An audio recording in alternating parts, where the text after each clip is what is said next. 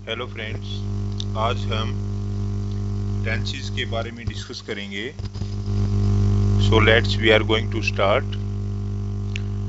Tenses का meaning होता है which define about the time, which define about the time. So the tense is three kinds present. Number one is present, second past and third is futures.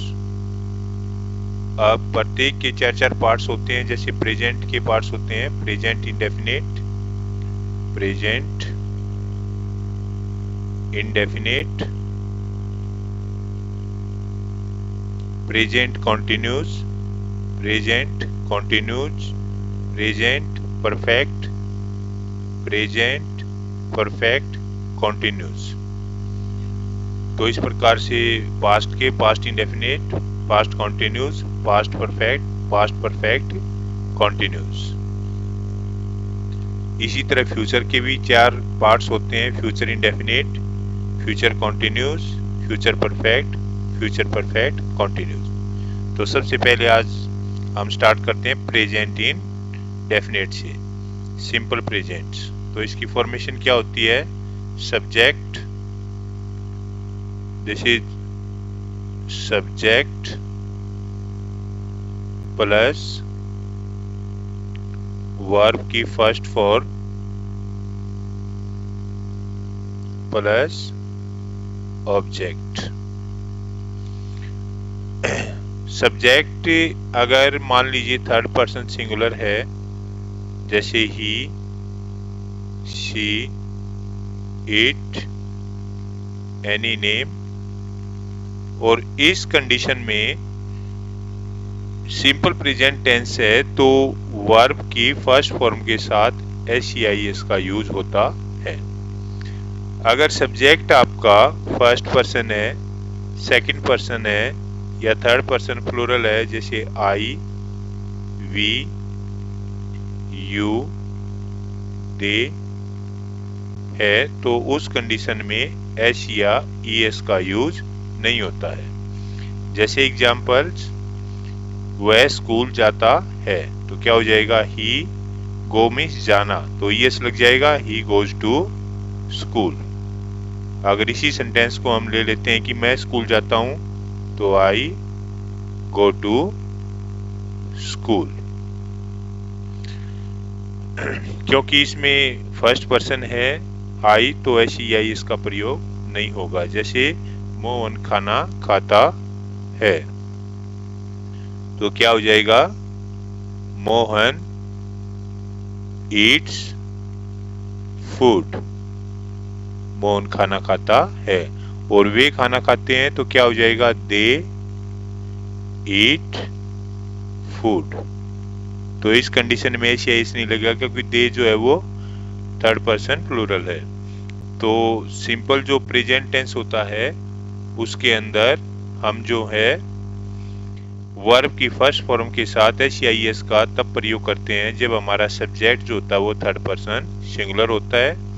अगर आपका subject जो है वो first person, जैसे आई है, we है, second person you है या थर्ड पर्सन बहुवचन दे है, तो इस कंडीशन में वर्ब की जो फर्स्ट फॉर्म होती है उसके साथ एस या ईएस का यूज नहीं होता है। ये सिंपल प्रेजेंट के बारे में था। अब हम बात करेंगे सिंपल प्रेजेंट का नेगेटिव सेंटेंस के बारे में, नेगेटिव सेंटेंस के विषय में। तो नेगेटिव सेंटेंस वो होता है जिसमें नहीं की सेंस आती है। तो उसके अंदर अगर आपका जो सब्जेक्ट है, जो आपका सब्जेक्ट है, if the subject is third person singular, in that condition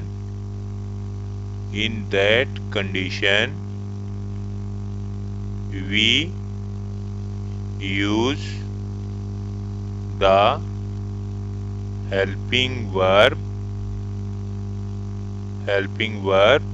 does not, अगर आपका जो सब्जेक्ट है वो थर्ड पर्सन सिंगुलर है, जैसे ही, शी, इट या किसी का कोई भी नाम है, तो उस कंडीशन में हेल्पिंग वर्ब क्या आएगी?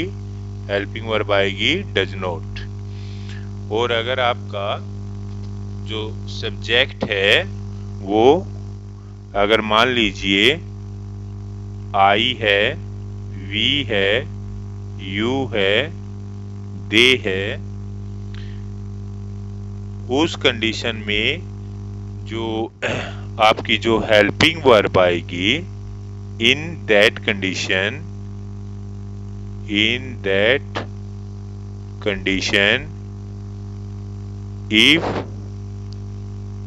if the subject is first person, second person और थर्ड पर्सन प्लूरल है, तो उस कंडीशन में जो हेल्पिंग वर्ब है, हेल्पिंग वर्ब डू नॉट का प्रयोग होता है। हेल्पिंग वर्ब जो है वो किसका प्रयोग होगा? डू नॉट का प्रयोग होता है। जैसे मान लीजिए, जैसे मैं पानी नहीं पीता हूं, तो क्या हो जाएगा? I do not drink water. अगर वह पानी नहीं पीता है तो he does not drink water. तो इस प्रकार से अगर आपका जो सब्जेक्ट है वो थर्ड पर्सन सिंगुलर है और सेंटेंस नेगेटिव है, तो हेल्पिंग वर्ब डज नॉट का प्रयोग होता है। जैसे वह क्रिकेट नहीं खेलता है, तो क्या हो जाएगा? he does not play cricket। अगर इसी सेंटेंस को हम लिख देते हैं कि हम क्रिकेट नहीं खेलते हैं, तो हो जाएगा we do not play cricket।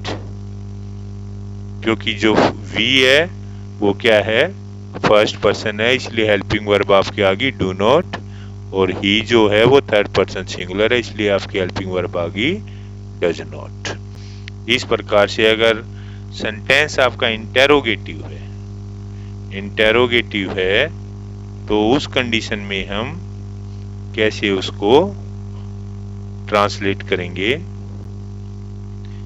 If the sentence is interrogative, in that condition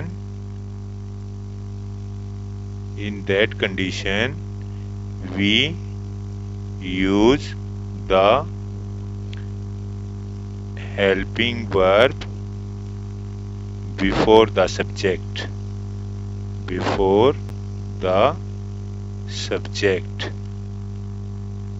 just like क्या वे दिल्ली जाते हैं, क्या वे दिल्ली जाते हैं, क्या वे दिल्ली जाते हैं। This is sign of interrogation. तो ये हो जाएगा do they go to Delhi. अगर मैं कहता हूं क्या वह दिल्ली जाता है, तो आ जाएगा does he go to Delhi. तो इस प्रकार से जो है ये सेंटेंस से कंस्ट्रक्ट हो जाएगा। So friend, this is about the present tense. So I think you understand it very well. Thank you very much.